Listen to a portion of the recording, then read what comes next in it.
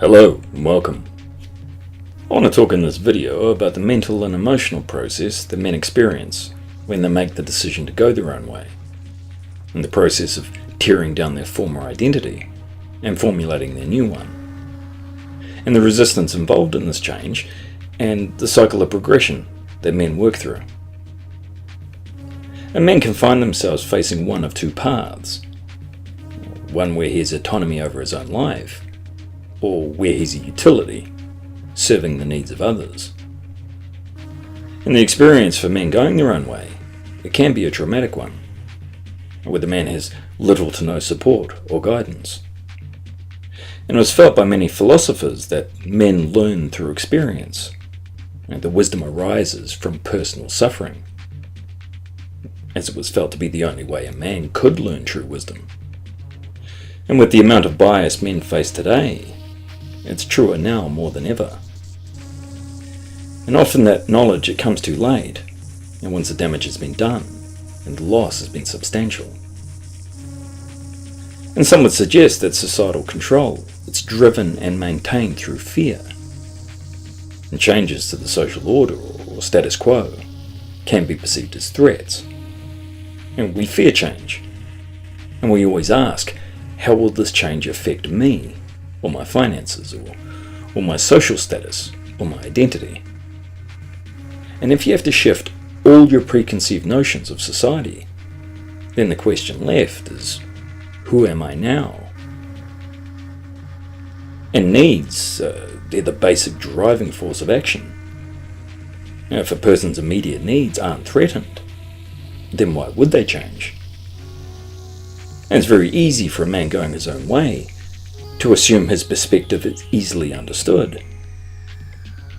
But for any shift in perception, you need to address a person's fears and their bias, and essentially challenge their values and their identity. And often the personal investment is just too great.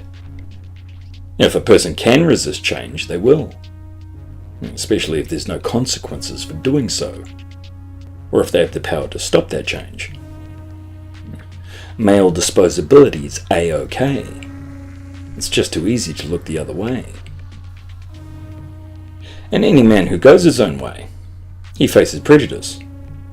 And he also has to build a new identity.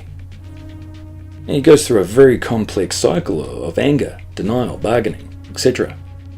And where the final stage is one where he's ready and proactive, and moving on to the next phase of his life. But a common problem with the cycle is that men can get stuck in one or more phases. Now, this mental cycling, it's a form of avoidance. And I see this behavior in a number of men who find their new reality too painful to come to terms with. And this is understandable.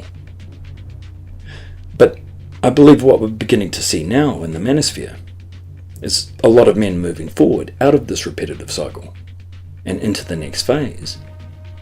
Now, they've accepted their reality, and they're now being proactive and pushing forward with their lives. And this is a natural progression, but only if men give themselves the space to heal, and the time to construct a new identity for themselves. And I see men who go their own way. They're excited about this new awakening. But this can be an over-optimistic view, because it isn't a solution. It's just the first step on the journey to self-discovery. And this optimism sometimes can give way to very real grief and depression. And a lot of this is derived from a realization of just how systematic and ingrained the bias against men really is. The mountain looks too great to climb, and there's hazards every step of the way. And this fear, it can be like a paralysis. But the positivity, it does return. And this is where men really benefit from the support of other men, and by staying informed, and by making plans on how they're going to approach their future. And many men who go their own way, and other men that I've worked with in group therapy, who have undergone huge upheavals in their life, they often ask themselves, what's next? Where to from here? And it's not an easy answer. And it may be the hardest thing you'll ever face, but ultimately, it's acceptance. It's acceptance of past betrayals. It's understanding how you're perceived and understanding your own processes. And it's being self-aware. So all your needs can be met and all past conditioning can be cast off. And it's a very long process of discovery and often rediscovery. And it's being out and it's staying out. And it's living free. All of which can be incredibly painful. It's sacrifice, it's compromise. And we're the first generation of men to live as individuals, so this is new territory.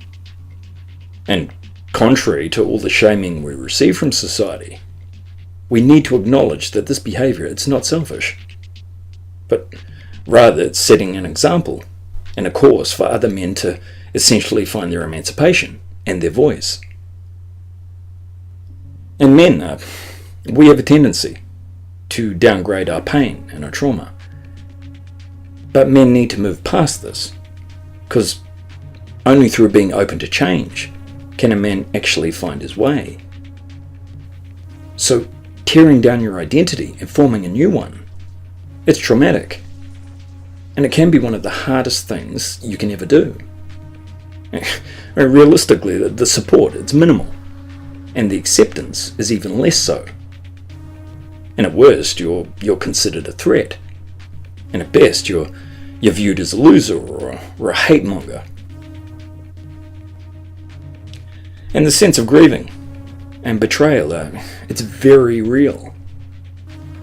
In today's society, it's designed to enslave men. And the blueprints were given from birth. They have it all mapped out for us. Employment, sex, marriage. The blueprints, they read, you're a walking ATM. You're disposable and replaceable at any time. And your needs, they mean nothing. And conformity, it's ensured through social and psychological pressures. And these are conditioning techniques that serve to shame and separate males, or turn men against one another, and eliminate reasoning. And mentors for males, they've been eliminated. And men's behaviours, their thoughts and their voices, they've been severely restricted. All of which keep men servile to a society that marginalises them. And we're conditioned to despise masculinity and revere women. And many men, they feel guilt for a crime they never committed.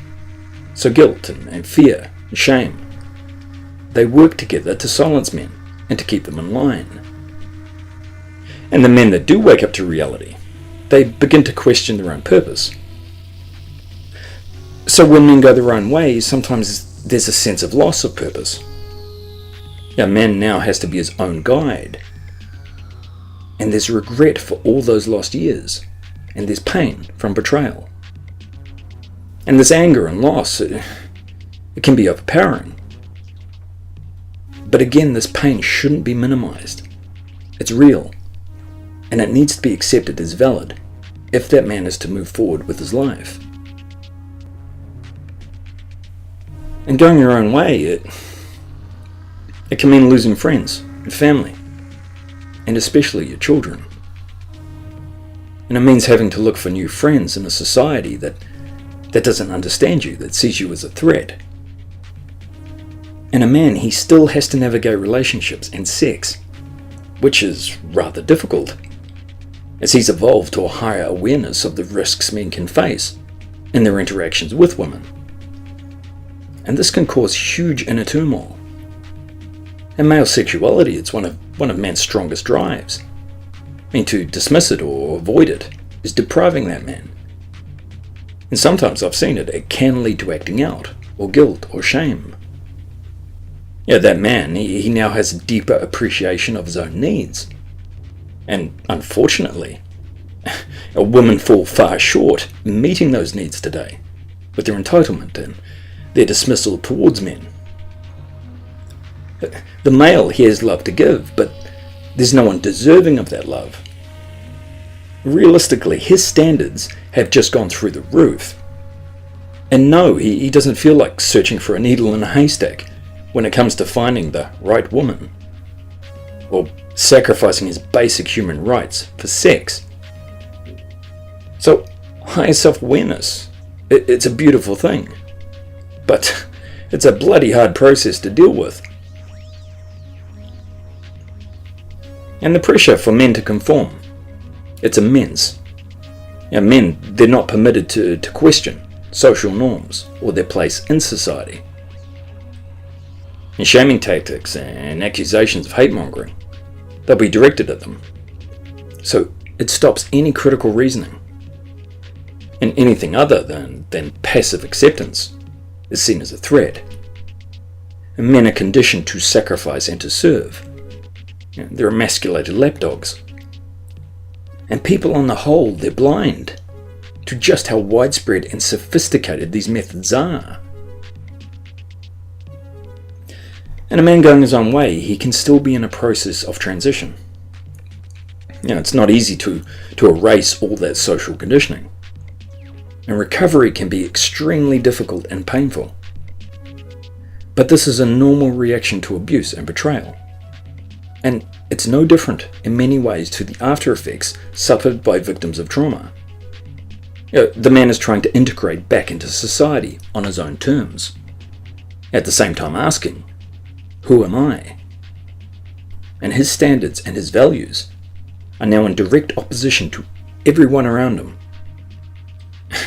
It's like a refugee entering a foreign land. No one speaks his language. And when a man goes his own way, the door to his former life, it can often be shut behind him. And understandably, he will have issues with trust and significant anger over the betrayal and the abuse he suffered from society. But once a man starts to fill in the gaps and sees exactly how calculated this process of deception is, the anger starts to dissipate. And I've seen it, sometimes men are criticised on forums or on the social media for venting their anger, essentially over this betrayal, and it's viewed as misogyny. But it's not. It's a natural part of the healing process. It's part of acceptance and growth. And far too many men, they live impoverished lives, financially and emotionally. And men need to let go of the restrictions and the messages that society places on them. And a man at peace with himself, at peace with his past and his direction in life, is a free man. And if he chooses to actively campaign against injustice, or just focus on his own current and long-term needs, it's his choice. But either way, he sends a strong message to other men and to society to emulate. Anyway, that's all I wanted to touch on tonight, but I want to thank you once again for your time and keep on trucking. Thank you.